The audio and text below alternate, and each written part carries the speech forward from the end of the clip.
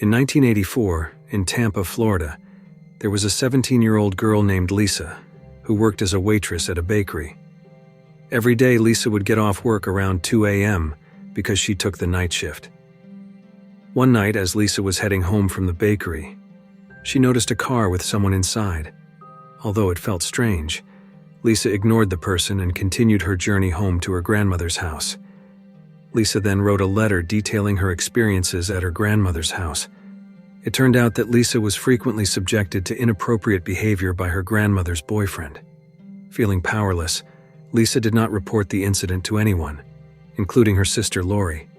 In fact, Lisa could no longer stand living at her grandmother's house, but her mother did not allow her to return home and told Lisa to stay there. One day, when Lisa was about to leave for work, we could see the disrespectful behavior of her grandmother's boyfriend towards Lisa. This made Lisa somewhat unfocused at work. In fact, Lisa was reluctant to return to her grandmother's house, but she had no choice and went home, bearing the burden. On her way home, suddenly a car turned around and started chasing Lisa. Panicked, Lisa pedaled her bike quickly, but fortunately the car stopped in a parking lot. Lisa felt a bit relieved, but suddenly Lisa was grabbed and threatened by a mysterious man who said he would harm her if she resisted. Reluctantly, Lisa complied with what the man wanted. Afterwards, Lisa thought she would be freed, but instead, she was taken to the man's apartment with her eyes covered with a cloth. Upon arriving at the apartment, Lisa remembered the number of steps she had taken. Despite being scared, Lisa followed the man's orders to avoid being harmed. The man was very meticulous and kept everything clean, even bathing Lisa in a very rough manner. After being bathed, Lisa was threatened again and assaulted. On the other hand, Lisa's grandmother reported that Lisa was missing and suspected that Lisa had run away from home. Then a police officer immediately headed to Lisa's mother's house to check on Lisa. Upon arrival, Lori said that Lisa wouldn't leave without informing her. And sure enough, Lisa was being assaulted again. With her cleverness, Lisa tried to remember the man's face by touching it and persuading him not to harm her. The police began searching for Lisa from the initial crime scene. Lisa's boss told the police that Lisa was intelligent and very responsible, and it was unusual for her to run away. In the apartment, while the man was watching TV, he heard the news about the disappearance of a 17-year-old girl. For some reason, he became very angry with Lisa and intended to harm her. However, Lisa managed to convince the man that she was 20 years old. After that, Lisa was taken to the bathroom. When he came out, Lisa tried to find a way out but couldn't. Thinking quickly, Lisa decided to remember everything in the apartment and left her fingerprints on the mirror. She also noted the brand of the man's shoes. Because she took too long in the bathroom, the man became suspicious and treated Lisa harshly. Yet again, Lisa managed to calm him down. After the man fell asleep, Lisa intended to call the police, but unfortunately the man was only pretending to sleep. Lisa quickly made an excuse that she was planning to call her father because he was seriously ill, and fortunately, the man believed her. Afterwards, Lisa threw her hairpin under the bed. Suddenly, the man came in and assaulted Lisa again. Suddenly, Lisa remembered that she wanted to live with Lori and her mother, but her mother didn't allow her, and told Lisa to stay with her grandmother, unaware that Lisa was often mistreated at her grandmother's house. Suddenly, the man heard information on TV that the police were looking for a serial killer. Immediately, the man took Lisa to a place. Even though her eyes were covered, Lisa tried to remember the way they had passed. When they stopped at a gas station, Lisa tried to escape, but failed. Thinking quickly, Lisa left her blood on the car seat. Not long after, they arrived at a very secluded place. The man intended to harm Lisa there, but Lisa, being smart, managed to soften the man's heart, and as a result, Lisa was released on the condition that she did not remove the blindfold for 5 minutes. After the man left, Lisa immediately ran away. The man saw and felt betrayed by Lisa and chased after her. After running for a long time, Lisa managed to hide and safely reached her grandmother's house. Lisa told her grandmother everything she had experienced. However, her grandmother did not believe her and thought Lisa just wanted to hang out with her male friends. Her grandmother even called the police to say they didn't need to look for Lisa anymore, and that Lisa was fine and nothing had happened to her. Although this was not true, however, The police decided to interview Lisa's grandmother and took her to the station first. Before Lisa left, her grandmother told her not to reveal what had happened at her house. Shortly afterward, Lisa arrived at the police station and was questioned by an officer.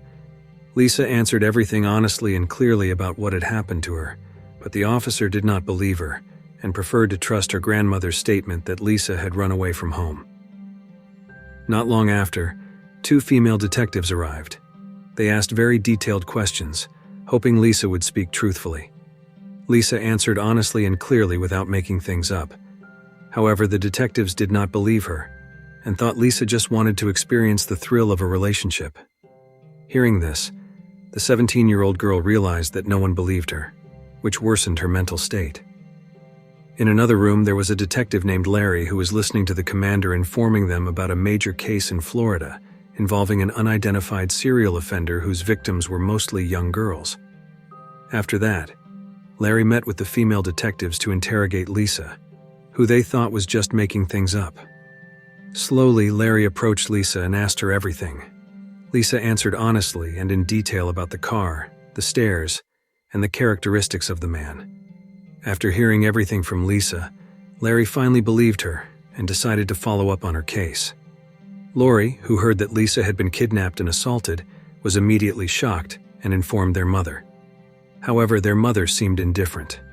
On the day of the investigation, when Larry called Lisa's grandmother's boyfriend, he responded poorly. Larry then asked Lisa again to recount her experience. After Lisa told everything, the police arrested her grandmother's boyfriend regarding the abuse Lisa had experienced. It was revealed that Lisa's grandmother actually knew about the abuse but did nothing about it.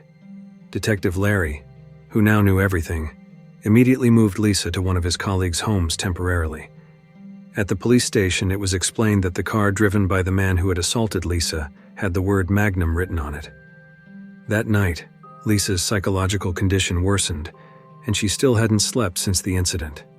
Later, Lisa also mentioned that she had left her hairpin under the bed, and that she had previously seen the man across the street watching her.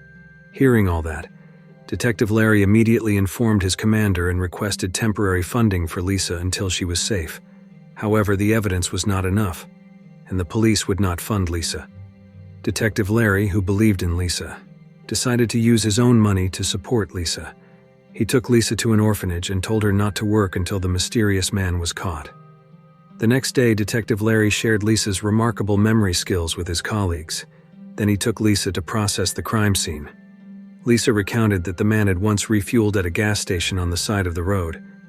By concentrating hard and with her eyes closed, Lisa managed to accurately point out a 3-kilometer route, which turned out to be the location where the mysterious man had released her.